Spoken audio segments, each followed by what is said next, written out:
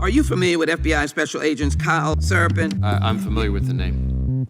Is that yes? I'm familiar with the name. Familiar with the name. Familiar with the name. Let's bring in Kyle Seraphin. He's the FBI whistleblower who helped expose government censorship of our First Amendment rights.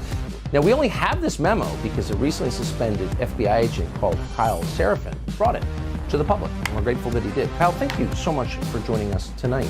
He's the host of something that strangely is called the Kyle Seraphin Show. Kyle Seraphin, I can't thank you enough for speaking out. I knew you guys were out there, and I knew it was just a matter of time, but you got a lot of guts putting your face and your name to this. You're doing a service on behalf of the American people, and from the bottom of my cracked and broken heart sometimes, thank you very much. Take a look behind the curtain with a real whistleblower and American patriot. Prepare to embrace the uncomfortable truth because this program has no time for comforting lies. Here is civil liberties enthusiast, Second Amendment defender, and recovering FBI agent Kyle Seraphin.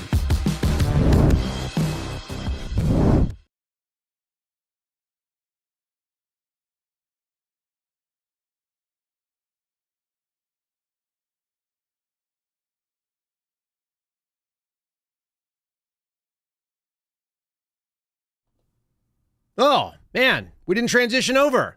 Welcome to the Kyle Seraphin Show, folks. It's Tuesday. It's February 13th, and we are rolling live on rumble.com/Kyle Seraphin. You guys, thanks for joining us. I really appreciate the live chat. I appreciate all of you voting on whether or not we should change the intro music, which I change every month. And yeah, I'll change it in a couple days, in like 2 weeks. And it'll just stay, and you guys can have all the opinions you like. I love it. We're going to talk about we're going to go through a bunch of stuff today. All right. We've got a kind of a smorgasbord of topics. I want to cover a little bit of current events. I want to cover a little bit of some of the moral standing that's going on in this country, some of the moral dilemmas that we're dealing with. And I want to talk about false prophets. And it occurred to me that we're going to have to talk about it after this story with Derek Myers.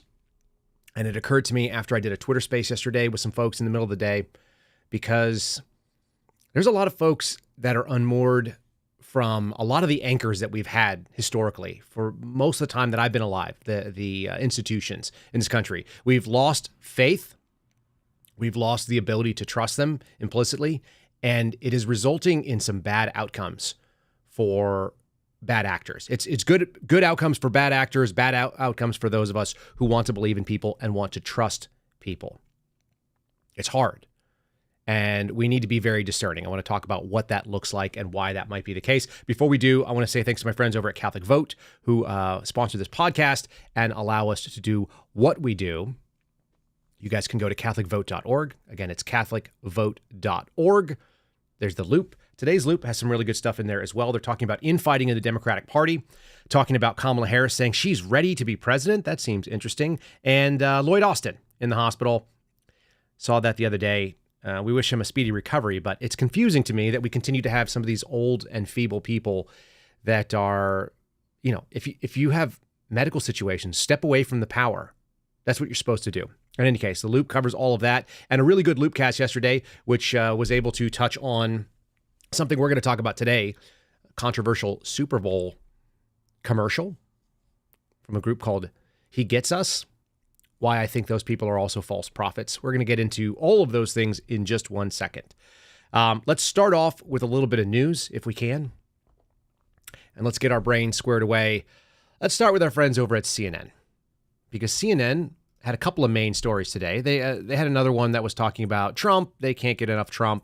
They had some other information about this impeachment. And then there was a little bit about funding, which we'll talk about in a second, the funding of the Ukraine conflict, because that's how we do it in America. When we talk about our representatives going out there and doing their job is to give money to other countries like Israel and Taiwan, apparently. In any case, CNN politics covering, this is Annie Grayer, says that the House is slated to vote on whether to impeach DHS Secretary Alejandro Mayorkas again. So this is impeachment 2.0. Impeachment 2.0. Why are we doing this? Do you think that they got some consensus, that they got some Democrats on board that realize that the border really is a big issue with Americans? I doubt it.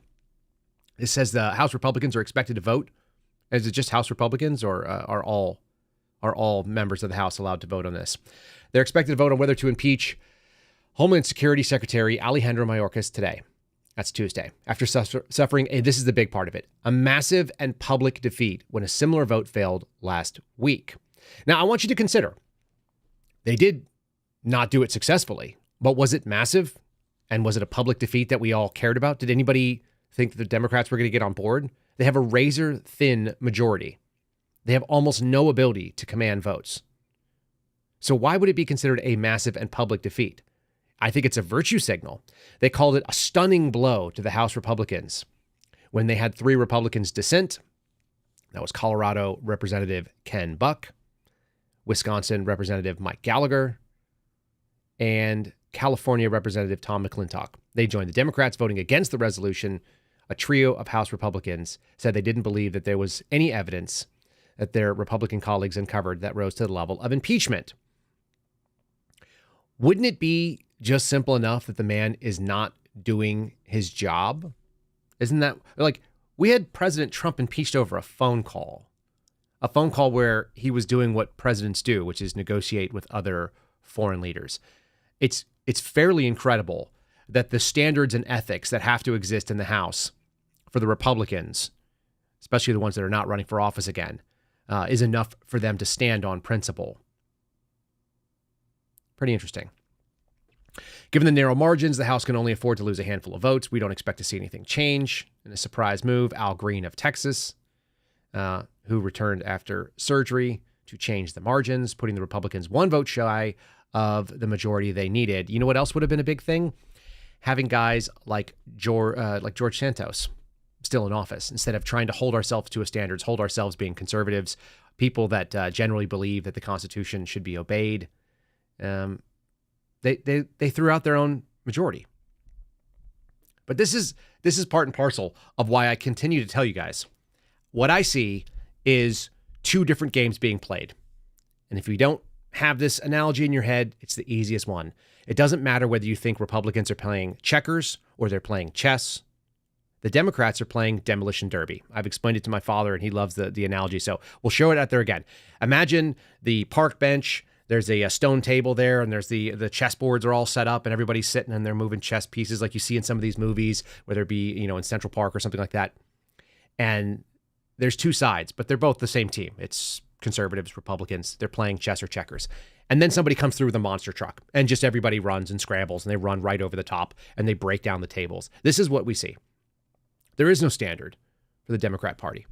The standard is whatever they get in line with. I actually just saw some videos earlier today of Ilhan Omar marching around and being disrespectful. This was under Trump's presidency, speaking, in her native tongue and talking to a room, an enormous room full of Somalis. I had no idea that we had that many people that speak Somali or whatever the language is. I really don't know what the language is, but she's out there making jokes and clowning on America, saying that that's her house and she runs it. I mean, I don't see evidence to the contrary. She's able to do whatever she wants. No matter how she operates, she's able to continue to do her thing. It doesn't slow down, even a little bit. It's pretty disgusting.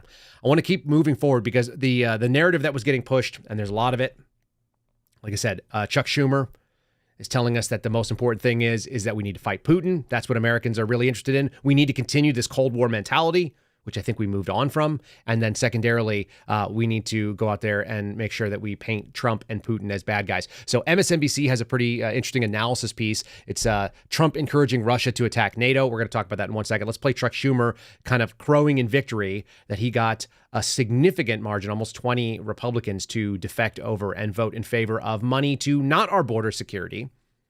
And money that is not going to make America safer, per se. It's money that's going into foreign war efforts, Israel, Ukraine, and Taiwan, because that's the priorities of the people that we have theoretically representing us. They're not playing the same game, folks. Here it goes. Here's what Senate Majority Leader Chuck Schumer said about the passage of this morning's bill just moments ago. Today, we make Vladimir Putin regret the day he questioned America's resolve. And we make clear to others, like China's President Xi, not to test our determination. And we send a clear bipartisan message of resolve to our allies in NATO. With the strong bipartisan support we have here in the Senate with this vote, I believe that if Speaker Johnson brought this bill to the House floor, it will pass with the same strong bipartisan support. Is that really the standard that we're supposed to hold things to? That there's 435 plus the 100 in the Senate, and those people, if they have a majority agreement on spending our money on priorities that are not American priorities, and that's a win. He has the strong belief that if he brought it in front of his basically 50-50 colleagues and a couple of people that will defect, that they'll get $95 billion for foreign countries, and we're not going to solve the problem that we have going on our southern border. The word treasonous is overused, but this attitude of not believing in this country first, like the concept of America first in sort of quotes or as a trademarked phrase, it should be a default position. Everybody in elected office already agrees to America first. Do you know how I know it? They all have to swear an oath of office. America first means that you believe that you should be upholding the ideals of our Constitution. You should be basically serving the elected folks that put you there. Do you think there are any people in this country that think money for foreign nations should supplant money for our own needs? There must be some.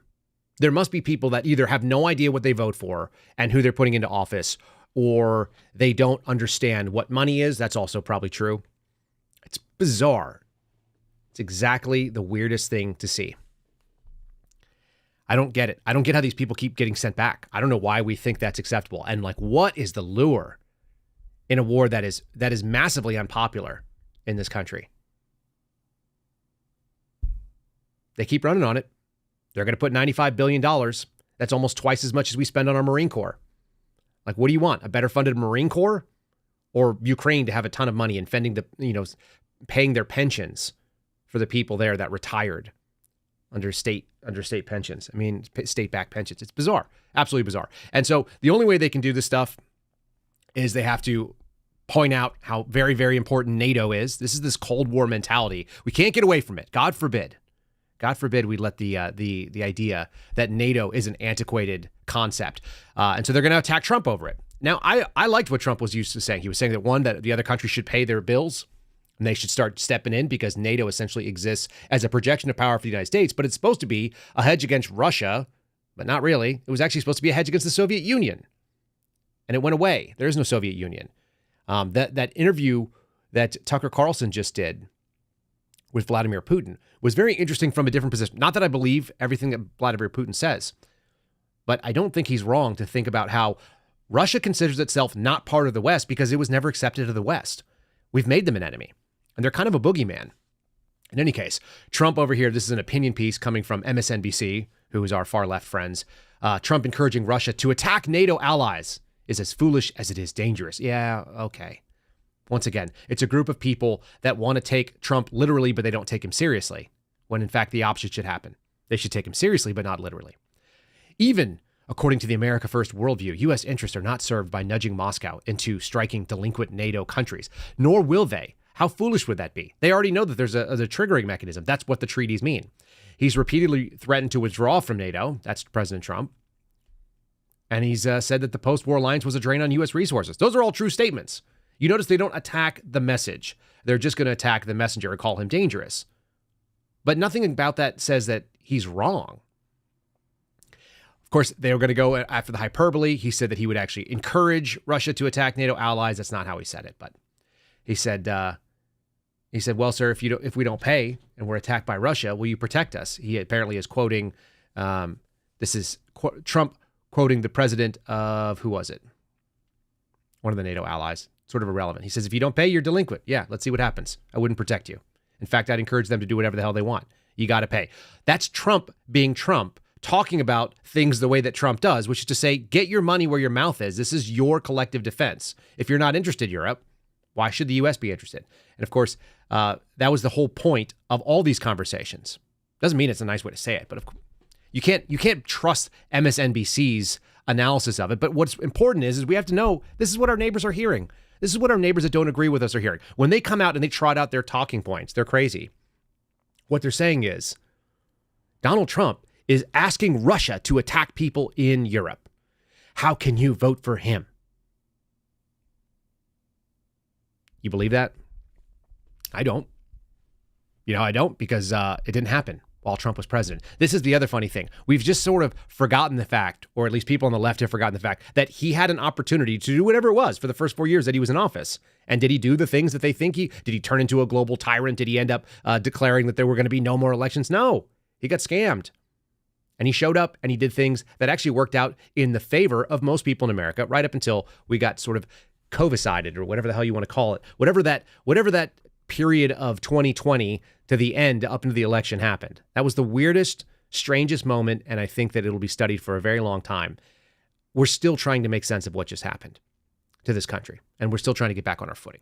Pretty wild. In the meantime, we've got guys in the White House right now who are trying to figure out where they are, who they're talking to, what they're talking about. We've got Joe Biden, who's absolutely confused. He has no idea what's happening around him. And so the only way that they can play off how mentally deficient that man is, they're now going to attack Donald Trump's memory. I didn't realize this, but Jon Stewart is back at The Daily Show. Did you guys know that?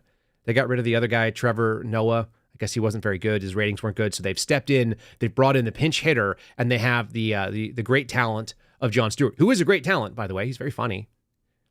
Well, what's quite interesting is they need him for the propaganda war. They need to bring him back. They need to, because that's some of the only news that people in some generation is getting. They're not getting any real news. They're going to The Daily Show, a comedy routine, and that's their version. Snarky wit and cleverness.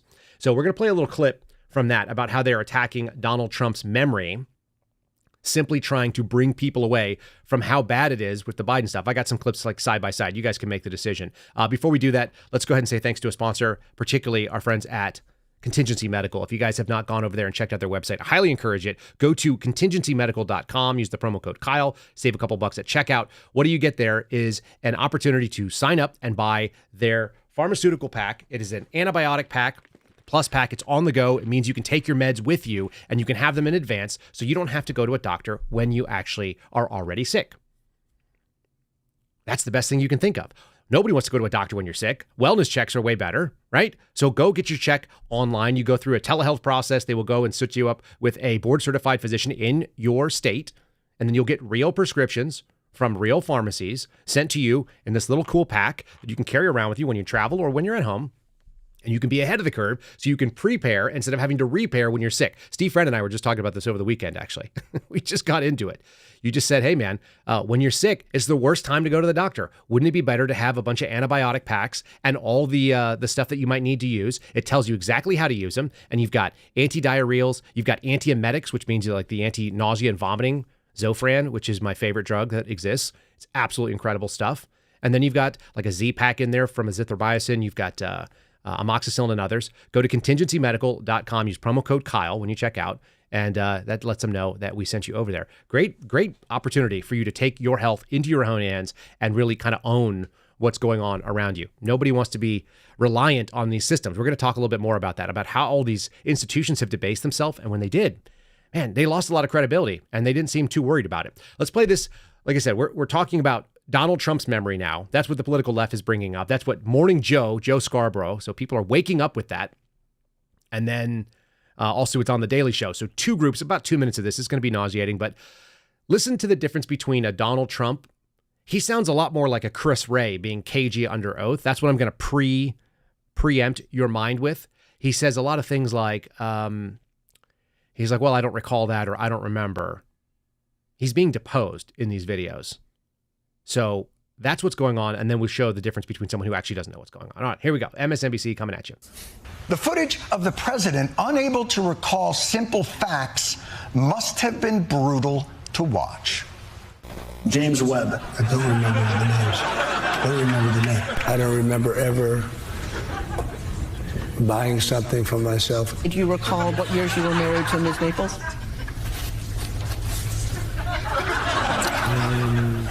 I mean, I don't remember that. Okay, as good as my memory is, I don't remember that. But I have a good memory. So you don't remember saying you have one of the best memories? I don't remember. I'm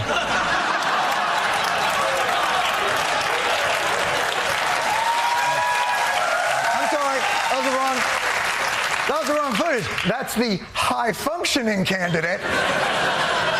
from 9 years ago, unable to recall if he has a good memory.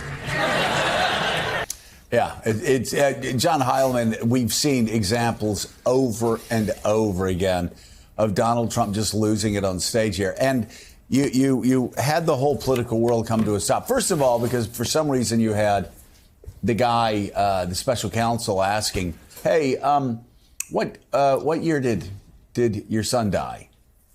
And supposedly he didn't remember what year his son died. And this was the most damning thing. I said this yesterday, and maybe, I don't know, maybe it's just older people. We've lived a busy and active life, but nobody's closer to me. Nobody's been closer to me in my life than my mom. If somebody asked me in the middle of a deposition, what year did your mom die? I go, I don't know, 2017, 2018, 2019. I don't know. I can tell you everything about it. I can tell you my final word. But again, that, and same thing with Mika and her dad. So the fact, first of all, that he was asking that question. Secondly, that somehow that's the most damning thing, and the Trump people are now saying the White House is like an old folks' home.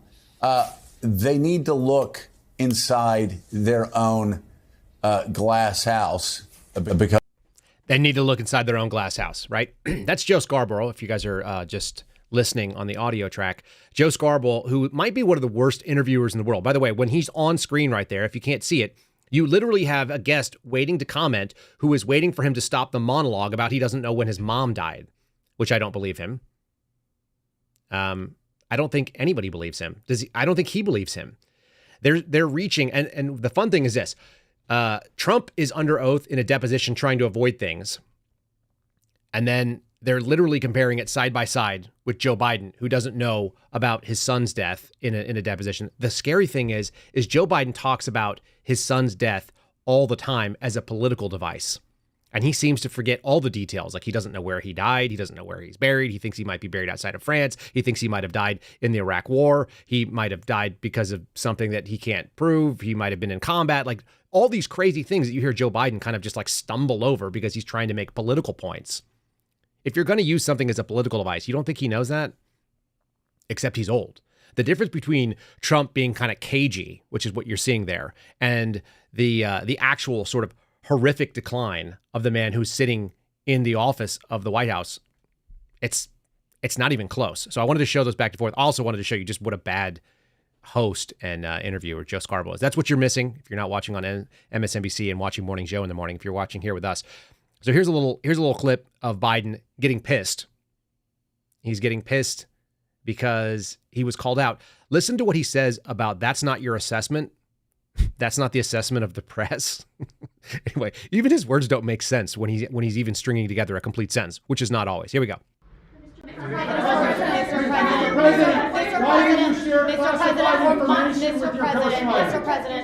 Mr. President, for months when you were asked about your age, you would respond with the words, watch me. Many American people have been watching, and they have expressed concerns about your age. That is your judgment. That is your judgment. That is not the judgment of the press. They express concerns about your mental acuity. They say that you are too old. Mr. President, in December, you told me that you believe there are many other Democrats who could defeat Donald Trump. So why does it have to be you now? What is your answer to that question? Because I'm the most qualified person in this country to be President of the United States and finish the job I started. The conduct of the response in the Gaza Strip has been over the top. I think that, as you know, initially, the president of Mexico, Sisi, did not want to open up the gate to allow humanitarian material to get in. I talked to him. I convinced him to open the gate. I talked to Bibi to open the gate on the Israeli side. I've been pushing really hard to get humanitarian assistance into Gaza. Yeah, that's a lot of confusion right there. That's one man who's confusing the president of Mexico, who's confusing the president of Egypt. We talked about it the other day. And here's the actual polling. He said that's just your opinion. No, this is coming from Daily Wire. This was in yesterday's Loop. It's 86% of Americans say Joe Biden is too old for another term. That's a lot of Americans. That's almost everybody. 86%. That is a hypermajority. So it's not just this one reporter.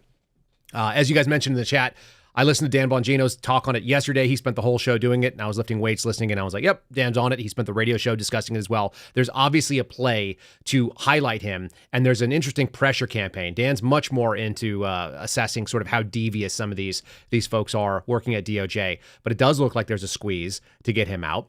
And the question is why, and his statement, I think, was spot on. He basically said that if they were to put somebody in who had huge name recognition, then they would be able to do it late in the game. But because they're going to put someone in who's less competent and less good and is not very well liked, they need a lot of time to kind of work that person up. Makes sense to me. Definitely check out Dan's show from yesterday if you guys want to hear that, or listen to his radio show. I'm sure he'll be touching it again. Worthwhile. Look, the guy's completely out to lunch.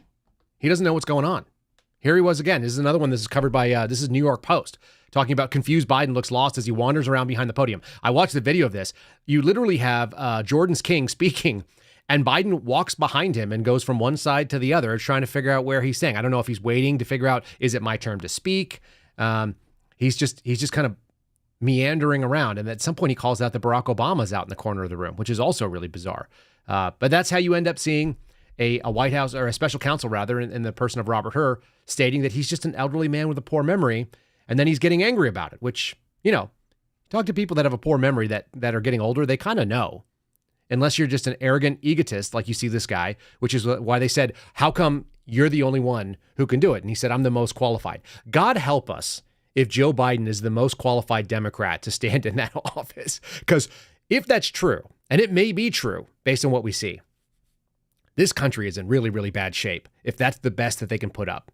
He's weak, he's frail, he's confused, and as Andrew Giuliani said, former Trump administration, he said, the world is laughing at us. Yeah, the world is laughing at us. 100% that's the case. We know that's true. Pretty awful, pretty sad, pretty gross.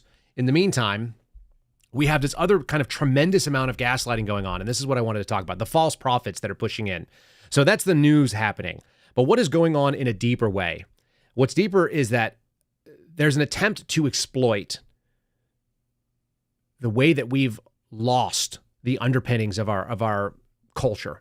We've lost the institutions that we've always been able to trust, that generally speaking, we knew were doing the right thing. There's an entire generation that I'm finding out, Steve Friend and I were talking about it, our parents' generation, not necessarily our parents specifically, but our parents' generation, who think if it's on TV, it must be true. Why? Because they must have people that vet it, right?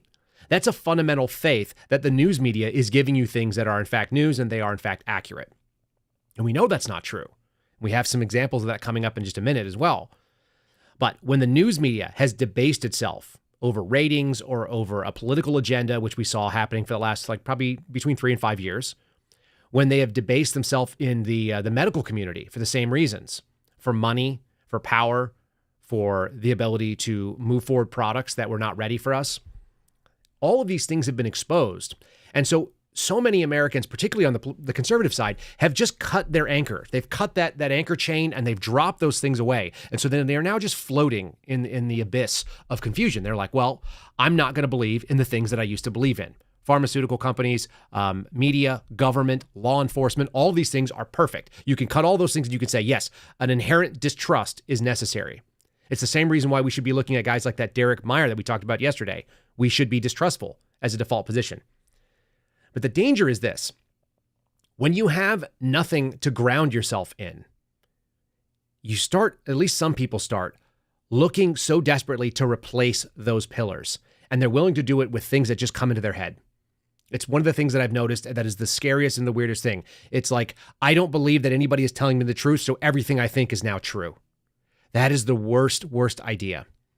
I was on a Twitter space yesterday discussing it with some folks that were a bunch of January 6 types. And one of the things that I discussed was the reason that I have a poster from the X-Files sitting behind me, which is that want to believe attitude, that Fox Mulder thing that we all kind of remember from the 90s, the curious mind, the person who believes in the difficult to believe, who believes that there's a possibility. But the idea that you want to believe should be tempered by the idea that there has to be science, there has to be evidence, there has to be facts, there has to be a pattern that we can draw, not connecting the dots, but almost an unbroken line of facts that leads us to something that is credible. Otherwise, we're adrift with no rudder, and we have no ability to discern what is true and what is false. It's so critical. And there are people out there that are preying on that right now. There are false prophets in this country, and they're in the media. They know that people have lost their ability. So what they are doing is they are dangling out some red meat, and they're saying, why don't you come and enjoy this with us? Look, it's for you. And you go, we need to be even more discreet about our belief system. We need to even be more skeptical of everybody. And you should be skeptical of the things that I say. I'll show you the stuff in the article, then go dig on it yourself. You shouldn't just take someone's credibility at their word. We need to continuously be vetting even the sources that we generally trust. We have to be, because otherwise we're going to get taken in by these folks. And I had Garrett O'Boyle chatting earlier today, and it just reminded me, that's why I named the show as it is. It's Matthew 7. He says, beware false prophets, which come to you in sheep's clothing, but inwardly they are ravenous wolves, and you'll know them by their fruits. The whole point is that you can look at the wider world. There's this biblical wisdom that's been around for 2,000 years of Western history. Just because someone is suddenly saying something that sounds good to you does not mean that person should be trusted. In fact, quite the opposite. Look at what the fruits are, and you'll know. So I want you to consider that when we look into this. We're going to talk about this commercial. This commercial is truly bizarre and troubling to me. I'm going to play you the commercial in its entirety. It's 60 seconds long, and it uses a song that'll probably get us demonetized on YouTube. But since we don't get money from YouTube anyway, we don't really care. We're playing the Super Bowl commercial from a group that's called He Gets Us, ostensibly a Christian group. And there's an article in MSNBC that is critiquing it. That tells you something. My friends over on the Loopcast critiqued it yesterday. There are a number of groups that have already come out and been like, whoa, what are we doing? And I want you guys to watch the commercial if you didn't watch the Super Bowl like I did not. And I've seen this commercial a number of times now. It's popped up. It is worth us knowing who these people are, who they tell us they are, and what they're not telling us about what they're doing. We can see by their fruits, their actions, a lot more information than anything about this video. But the video is worth watching in and of itself.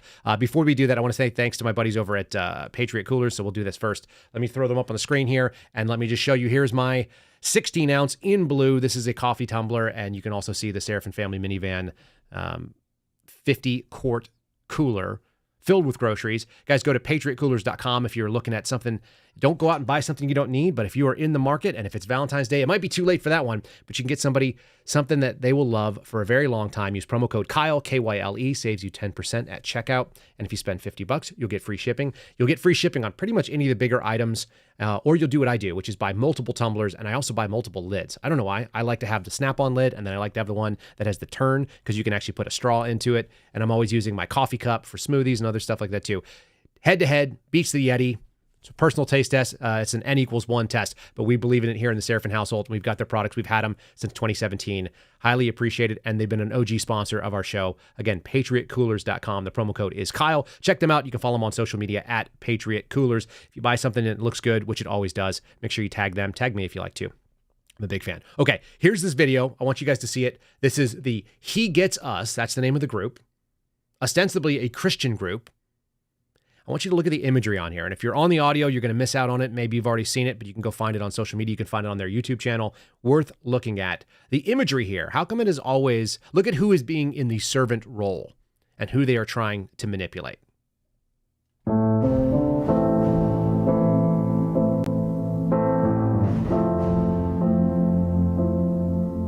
Don't ask me what you know is true. Don't have to tell you I love your precious heart. I was standing, you were there, two worlds colliding, and they could never tear us apart.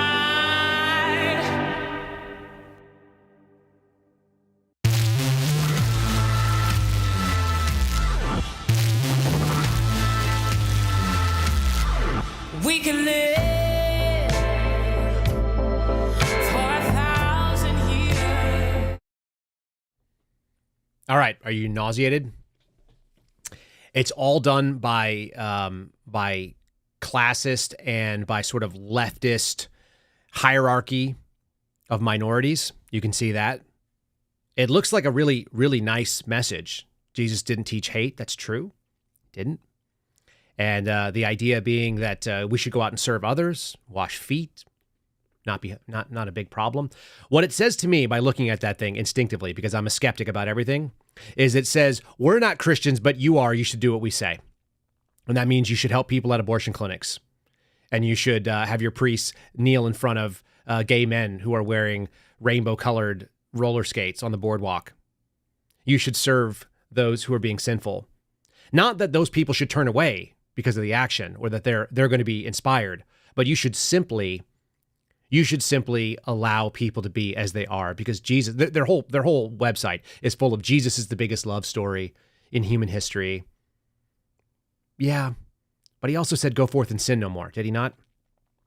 So here's a little piece that I found quite interesting. When MSNBC has a problem with you, and the Catholic Vote folks over on the Loopcast do, you might be really pissing off everybody. It says, what those behind the He Gets Us Super Bowl ads may not seem to get about Jesus. This is an opinion piece. It's written by someone called Solomon, Missouri. And it said millions of dollars on Super Bowl ads promoting Jesus would have been better spent on housing those sleeping outdoors or feeding those who are hungry. Do you get it?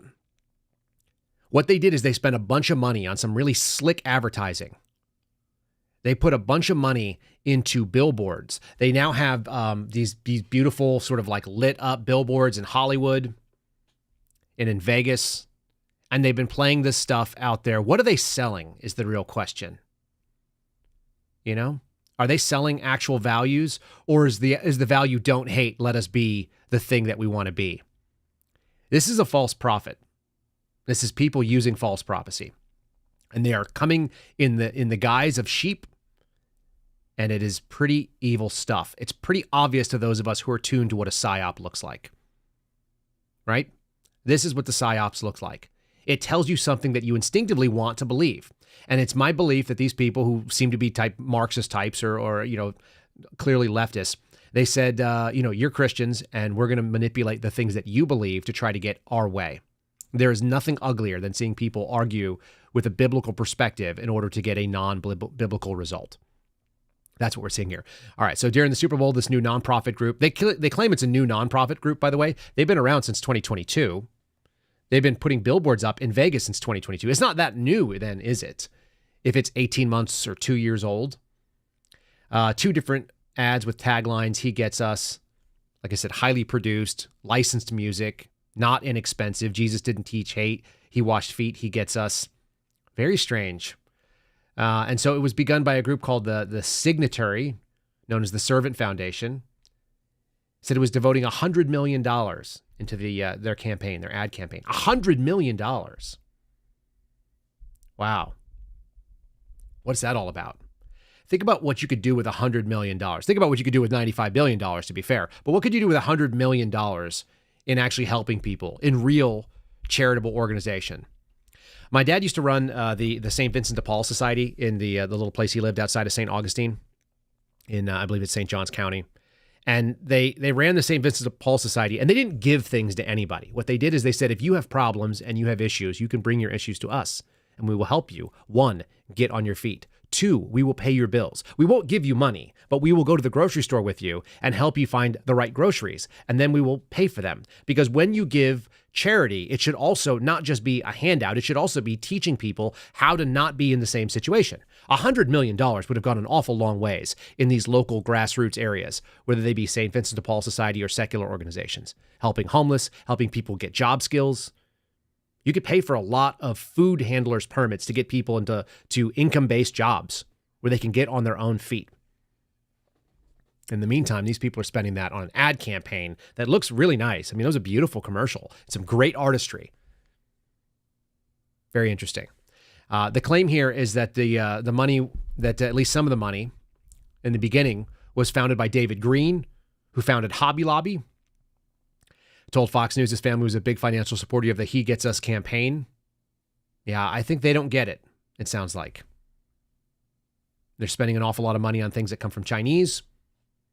And rather than help out, during that time, we've seen homelessness jump 12%, 40% of them living in places that are not meant for human habitation.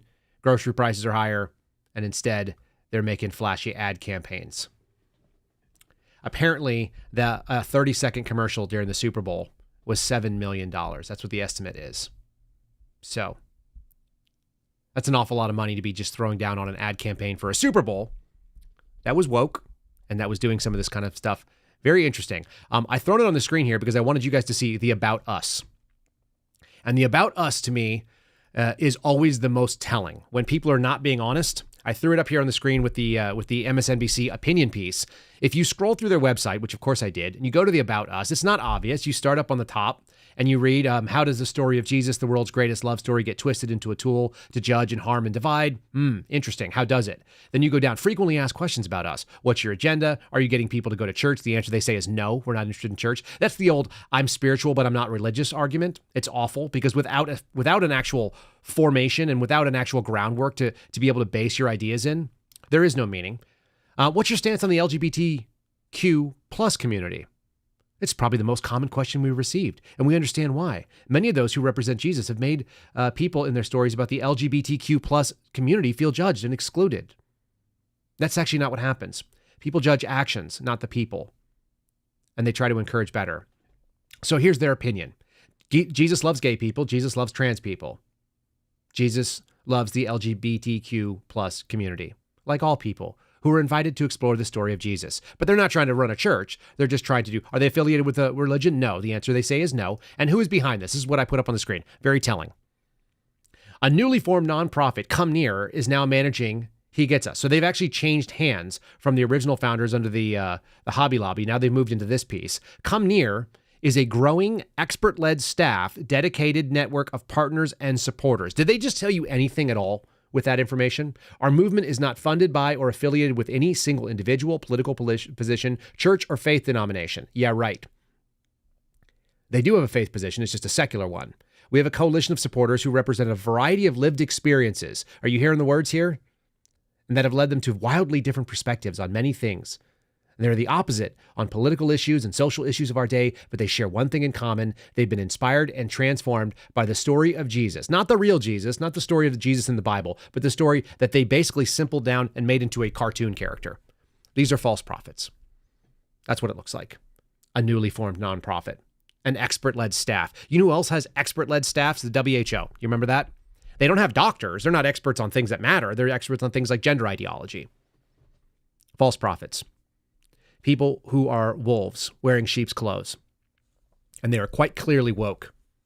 And they are quite clearly on the political left because they're trying to normalize things. There was a meme I saw the other day. They said, if you have to normalize it, it means it's not normal. Isn't that so simple? Hasn't that always been true? Isn't that the case? It's my belief. I want to talk a little bit further about the next sort of ugly thing. I put this all together yesterday. This is something I've been thinking about over the weekend. I've got a pretty horrible video that I'm going to share with you, and we're going to walk through, only because it's part of this. It's part of the spiritual battle that this country is currently engaging in, and the war against basic Christianity and the Christian values that existed in this nation. We've always tolerated other religions.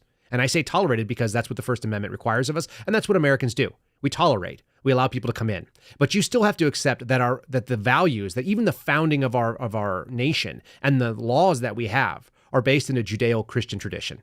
You'd be foolish to think otherwise. Western tradition is that at this point, 2,000 years. And the United States is the culmination of all the best of the political ideas from Greece and Rome to English common law in a new birth of freedom on this continent. That's what we have. And so to say otherwise is wrong. And when anybody sort of subjugates those things and pulls the religious nature out of it, the good and moral people that are supposed to inherit this republic, when you pull those things out, you know what you get?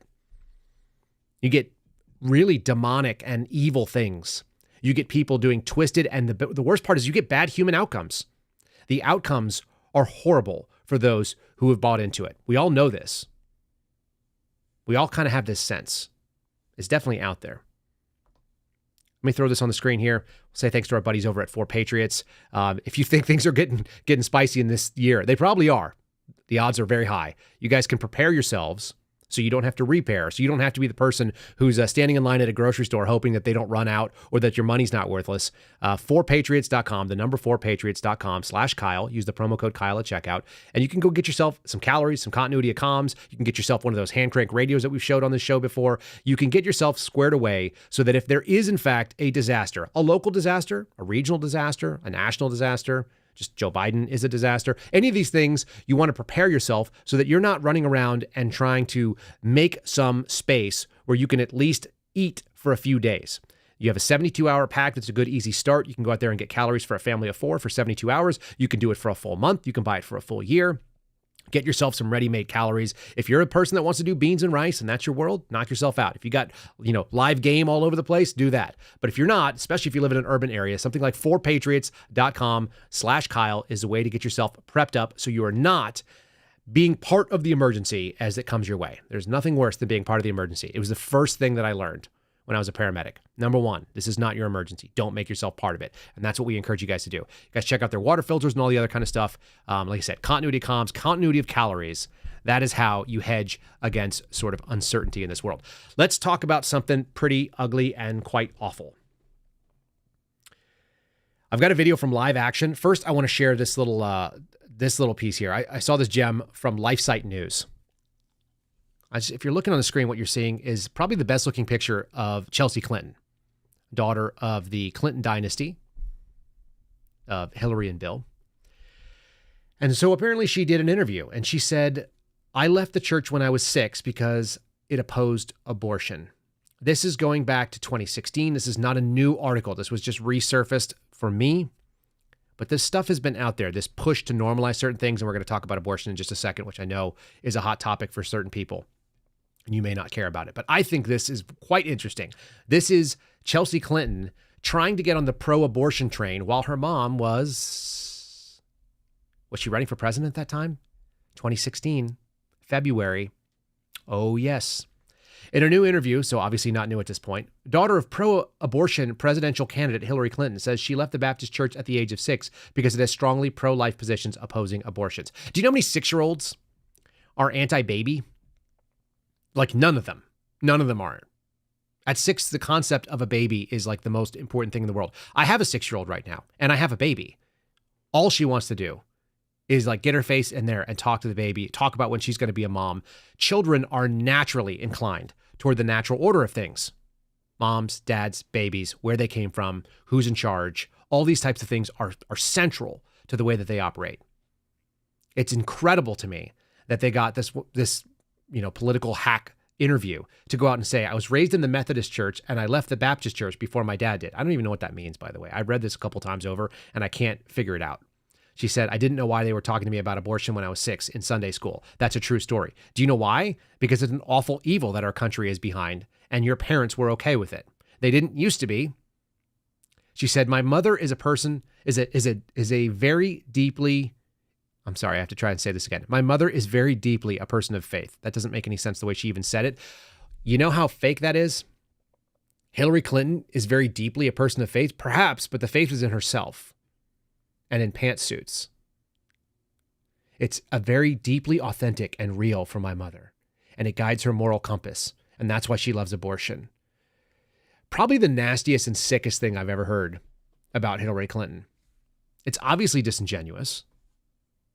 It's obviously disgusting, and it's not something that we can even believe. They talk about Bill Clinton joining a church in Little Rock. He joined it because there were 4,000 members there, and he was actually a politician at the time. It's quite obvious to me. It's quite obvious to anybody who watches the way that a Hillary Clinton speaks. There's no chance that she's deeply a person of faith. Certainly not a faith that we would all agree with. And that sort of attitude, this I left the church because of abortion, leads us to possibly the ugliest story that we're not seeing a lot of coverage of, but I think it's really important. It came out of the Daily Signal, and this just came out this week, last couple days. This is written by a contributor named Kate Anderson. Do you guys remember this story? 5 babies, partial birth abortion. The bodies were discovered in a medical waste bin, and then these people were arrested because they went and discovered it, because they were tampering with medical waste. We've got members of the U.S. House now that are demanding the D.C. Medical Examiner's Office preserve these bodies. They were talking about destroying them, cremating the bodies. What you're seeing on the screen right now is just a representation. That's a doll of a fetus, of a young, unborn baby. But I've got a video that comes from Live Action, and it's probably the worst video it may be the worst video I've ever seen. And I think we need to do it anyway. And I'll leave my mic on to talk through it. It's just music, and there's captions, so I'll probably read them along for those who are just listening. And if you're listening, that'll be a benefit to you. This is maybe one of the most graphic and horrific reasons why, even if you think, oh, well, abortion is sort of okay, it's not. And it's not when you see it. You immediately know instinctively. There is nothing about the things you're about to see that look like something called a fetus. They look like a child, and they are a child. You can tell because they have the parts of a child. And this is something that this doctor was okay with pulling out and then throwing away. Toss in a trash bin, medical waste.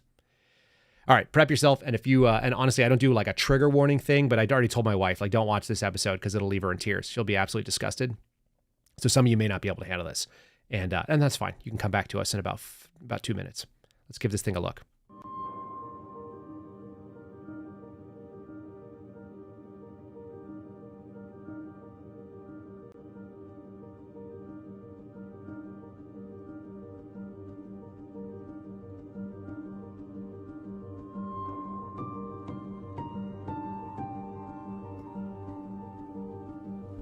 What you're seeing are completely intact human specimens between 20 and 40 weeks gestation. Some old enough to survive outside of the womb. They have lips, they have noses, they have ears, they have eyes. They have developed irises. They have fingers and toes. They have organs that are developed, small intestine. They have hearts, they have kidneys, they have livers. They've been disembodied, they've been cut up and mutilated. Bodies were examined. They should be examined to determine if they were killed illegally. You can see the umbilical cord still intact on this one. So this is a baby girl. You see that they're baby boys or baby girls. Lacerations to the skull, the back of the head. Lacerations on the back of the skull. Brains penetrated. One is in the occipital region back here. You're able to just pick these apart, and it's like looking at a cadaver. As you can see, the skull except is it's just a tiny, tiny little person. Broken. This is what's going on, because there is a miracle that happens when you see women that are pregnant, especially when you've had children. You've got one in an amniotic sac. You can see all the toes, fingers. You can see the blood vessels in the hand. And the odds of this being something you could do without breaking the law is very, very low. Particularly just looking how vile and disgusting this stuff is. Does it ever, and like, this is the move or doctor anything describing when how he it comes kills. out? All right, so we're going to cut away. I wanted you guys to see the visuals of what it looks like.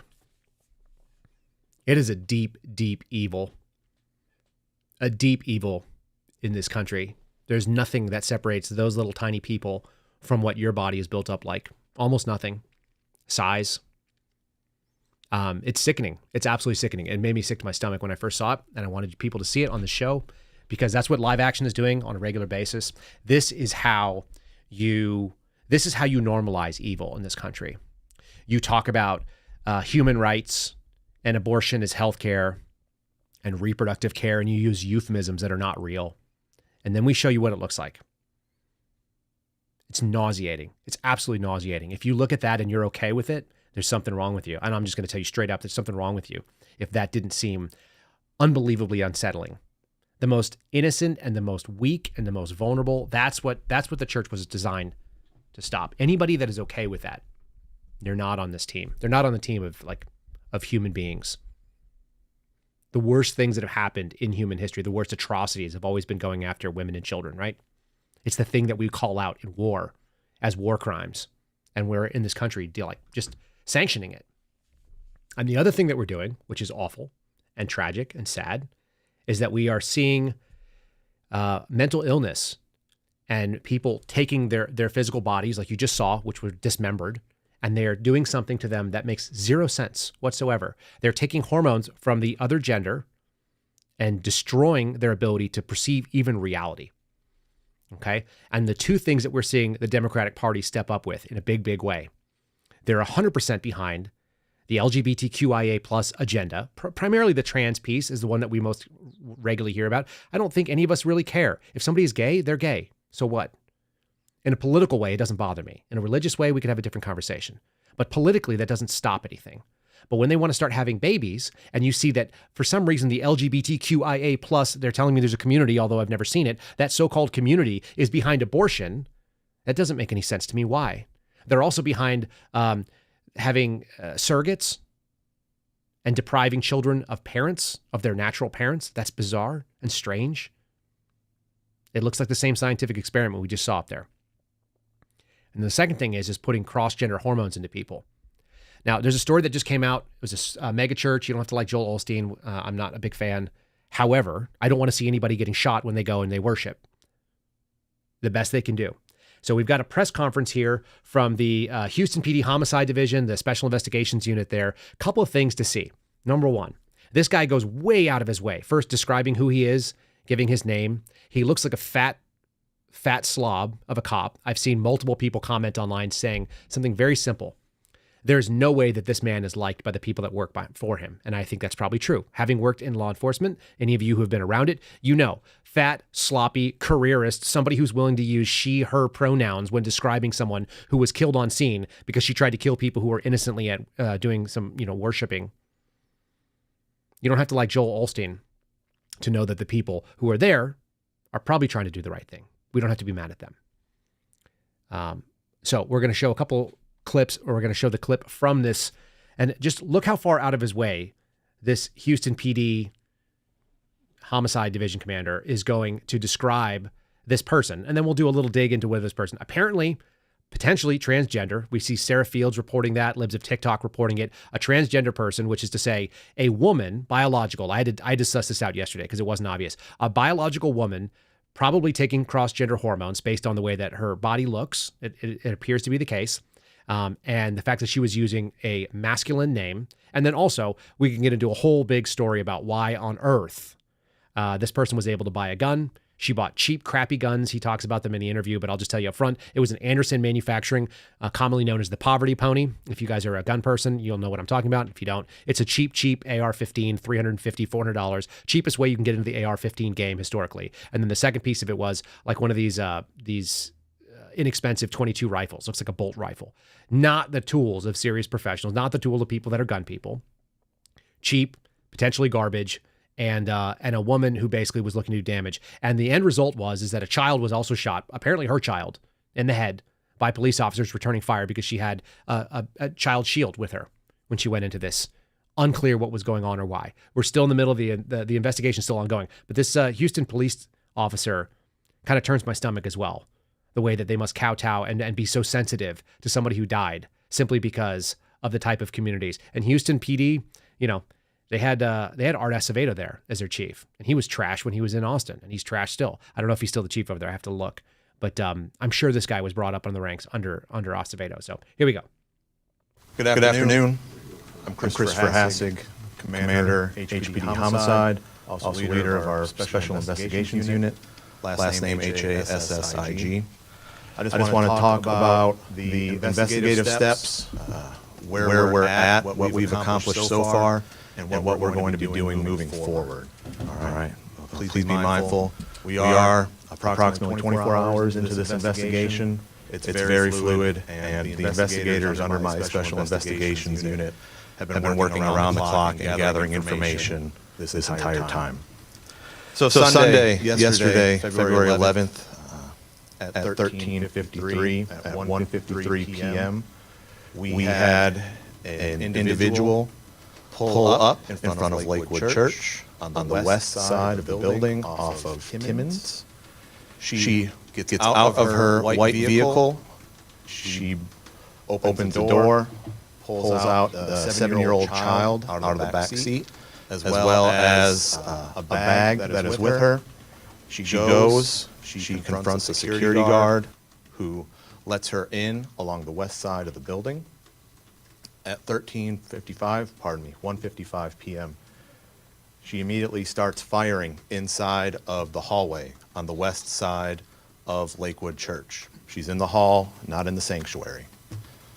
Multiple rounds are fired by her, at which point Officer Moreno of the Houston Police Department, working an approved extra job at the location, as well as TABC agent Herrera, return fire, and the exchange is all there on the west side of the building, in the hallway.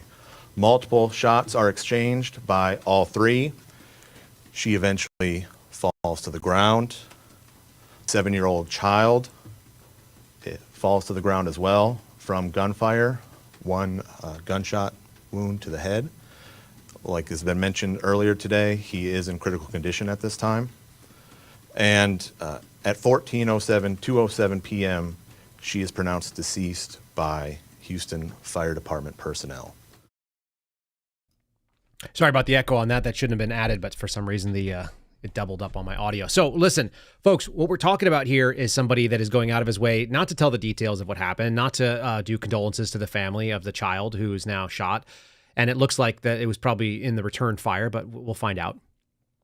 You got Sheila Jackson Lee there, as some of you guys accurately noted. I don't know what she has to do with any of this. This is a local problem, but she showed up. I'm not even sure if it's in her district, this church. Probably not. But there she is, because everybody wants to get a little bit in on the game. And the FBI was involved, was part of the search warrant. Okay. Now, the issue is this. When we have a country that is so confused about what is male and female, which is what this is going on, then we end up trying to figure out, like, okay, was this a man? Was this a woman? Was this, like, what was going on there? Who is this person? There you go. This is the local news. Shooter in, like, this is Houston, the Houston CBS News, talking about the individual had 2 rifles. Nothing to mention about the gender confusion. Nothing about the fact that I read the entire article from CBS. Nothing discussing that this woman, apparently a biological woman, Janice Moreno, also interesting that she has the same last name as one of the officers who shot her. So I don't know if that was part of it or not. We'll find out at some point in the future. But had an AR-15, which they want to get out front. They love that. And then also had a sticker on the buttstock that said Palestine. No idea what that means. I'm sure she was on the political right. That's how people on the political right always mark their AR-15s. And then had some garbage 22 caliber rifle, which he went on to explain later on in the situation. And then you start dealing with the bizarre nature of the person was born in not this country, right? But born in El Salvador, apparently, and had been dealing with ICE and had multiple arrests and encounters with law enforcement, assault, mental illness, all kinds of other stuff like this. This is a picture that we found on Twitter. So I'm showing you the most recent picture, which is the one that, on the left, and then in 2005 on the bottom right, and above on 2009. So every year she gets progressively more, I don't know, masculine looking, or maybe it's just crazy. It's hard to say. New York Post, nobody's really going on record on any of the larger publications saying that they know this for a fact, but she did have social media, and she did go by a name that makes no sense. And here it is. I think we've got it right here. So this is the file on this woman, and you'll notice the name is Jeffrey Escalante Moreno, not the name that they were using. Originally had a woman's name, and then started using this Jeffrey G and Jeffrey Janice, and then Jeffrey Escalante and Escalante Moreno. And it says the primary name or alias used is Jeffrey Escalante Moreno. 5'5", 190 pounds, place of birth, El Salvador, listed as non-Hispanic, white female. You know, those people in El Salvador that are non-Hispanic, white females. Look, the gaslighting that goes on is pretty dramatic. The fact that this will probably get memory hold right away, pretty interesting. The ongoing sort of concern with whether or not we're talking about either a male or a female, totally bizarre, absolutely strange. And the worst part of it is that we had a child in the crossfire that got dragged in there, supposedly her child dragged in there and got shot in the head because mom decided to drag a baby along the way. Dragged a baby into a gunfight that didn't even need to happen because it happened in the middle of a flippin' church. That's how twisted we are right now as a society. It's people that are dealing with false prophets, following false prophets, and they're getting sucked in by it. It's truly sad. Makes me sad for this kid It makes me sad, the whole situation. By the way, for all the racism talk that we hear in this country about abortion, I had this up here just to throw it up. This is Pew Research. I just wanted to end with this thought. What the data says about abortion from Pew Research, not a right-wing source at all. District in Columbia and 29 states actually report the racial and ethnic data on abortion from to the CDC. 39% of all women in 2020 who had abortions were non-Hispanic Black women. 39%. Think about what a small fraction of the population non-Hispanic Black women are, and almost 40% of the abortions went to that group that Sheila Jackson Lee purports to represent in Congress. They do a little breakdown here between the ages of 15 and 44. This is another relevant stat. 24.4 abortions per 1,000 is the non-Hispanic Black women rate. 24.4. Hispanic women, 11.4. Non-Hispanic white women, 6.2. So the rate is 4x higher in Black women, in the Black, whatever the Black community looks like. And a lot of this comes down to a complete detachment, an attempt to get away from what is the real sort of underlying nature of this society and push into this what feels good spiritual BS, this sort of leftist fake false prophecy, these sort of people that are leading people down a path that results in more baby death. Like I just showed you those pictures, those kind of horrific videos. That's what they're leading towards. Why is it targeting at 4x a rate of a population that is so small? It's pretty intense. It's pretty awful.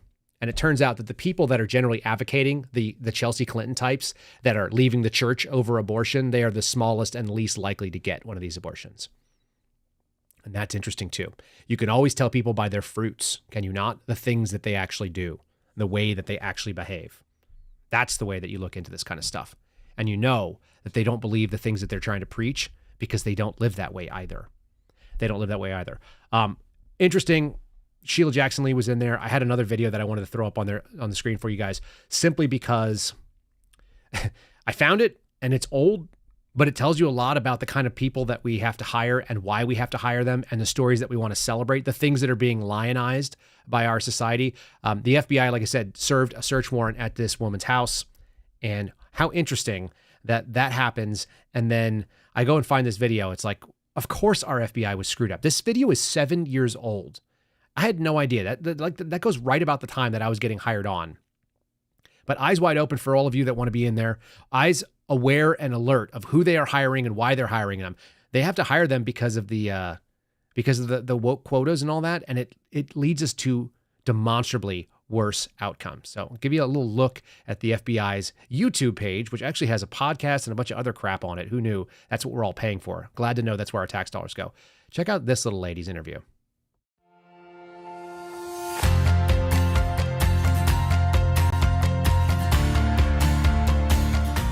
My name is Hope Copeland. I am a chemist, non-examiner in the Scientific Response Analysis Unit, FBI laboratory.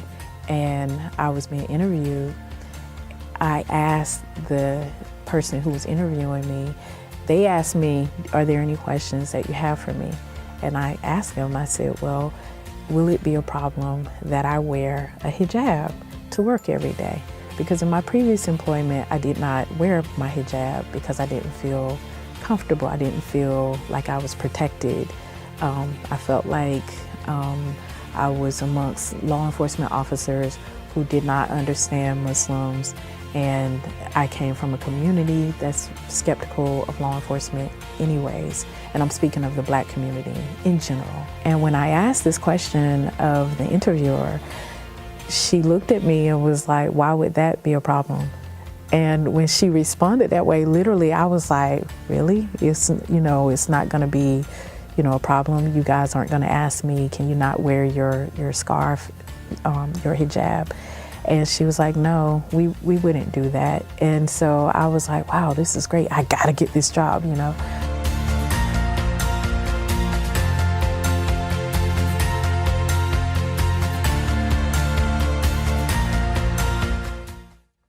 Yeah, I got to get this job because I can wear my headscarf, right? Yeah, that's what it's all about. That's the most important thing when you go out and get your job. By the way, you notice that she said she worked in another law enforcement agency and her sincerely held belief was so sincere and so intense that she decided not to wear her job. Not because anyone told her no, but because she had the impression that she might not be accepted. There's no reality behind it. There was no forth of law. There was no policy. She just didn't feel like it was safe. But she got that question from the FBI and she felt great, so she could express herself finally. It's the same thing with the LGBTQ stuff. The fact that our headquarters unit has a pride flag on the wall in the Human Resources Department, but not an American flag. That's the FBI doing the investigation into this trans type person or this confused mentally ill person that goes and shoots up a church. How much faith should we have in these types of people? That's 7 years old, by the way, that video. 7 years old. It has the same background music that every shitty corporate, propaganda thing you've ever watched about how great our new management's going to be. Imagine that they thought that was a good thing to put out and that the American people have access to it. And we all paid for it. We all paid for that ad. Pretty disgusting. All right. A little bit of a palate cleanser, just a simple dad joke to kind of wrap it up. And then I want to say thanks to all of you for all the work you guys do, including the 5-star reviews, which are coming in closer and closer to the 1,000 mark, which we will celebrate when we hit it. Let me do a little palate cleanser here for you guys. Here's a little thought from some of our friends. They don't really speak English, but we'll give it to them anyway. How do you identify a dad joke? Don't know, mate. Share. But they just become apparent. Parent. Parent. Yeah, Aussies, we love you guys. You don't like freedom, but we do like the way you say things. So we're not mad at you. Look, folks, all of you guys, thanks so much for your support. We're going to say thanks to our 5-star review, which we have right here. This one is from Husker Fan. It says, grateful, 5 stars. Thank you for your courage to speak up and speak out. Kyle gives a great perspective on stories from his background and his faith. Hopefully that does not turn people off today. It is the thing that we care a lot about, an awful lot about. And I also wanted to throw this on the screen here. You guys can still support the O'Boyle family. Garrett was out running errands this morning and he told me he couldn't join me, which means he needs to get his butt back into the sweatshop. Go to the-suspendables.com. Again, the-suspendables.com. That's our website. That's the merch store. That is the O'Boyle family sweatshop. Input line. That's how you start the conveyor belt to make them do the shirts and the pressings. Today I'm wearing the, what is it called? The Last Line Strength, which is the brand that he started even when he was a cop, and something he's been interested in kind of conveying. The last line. The last line has a lot of meanings, and a lot of meanings for many of you. Again, the-suspendables.com. Promo code Kyle. You guys can also check out the shirt that I love right there with the AR-15 on it, with the plume coming out of it. It is my hands down favorite shirt. I only wear it on my favorite days. I've got it in black on black. I don't know if he even sells it, but it's my favorite. And thanks again to Garrett too, who has given me a uniform of the day, which is something that I didn't have until I stepped into this. I actually missed that when I was in the FBI. I like wearing a uniform, and I've always got one now because of Garrett. You guys can support them. Again, the-suspendables.com. Promo code Kyle saves you a couple bucks. That's it for the show, folks. I know that was a little bit long. I know it was probably a little bit heavy as well, but I'm grateful for all of you guys sticking around. I appreciate all of you that are watching it live and are here with us. And it's important that we know what our neighbors are thinking. We need to help kind of warn them from these false prophets. They're out there. Give them the perspective. Take it with you. And I hope that you guys have a great day. We'll see you again tomorrow. God bless. See you soon. Thanks for listening to the Kyle Seraphin Show, streamed live weekdays on rumble.com/Kyle Seraphin. Follow Kyle on Twitter, Truth Social, and Instagram at Kyle Seraphin.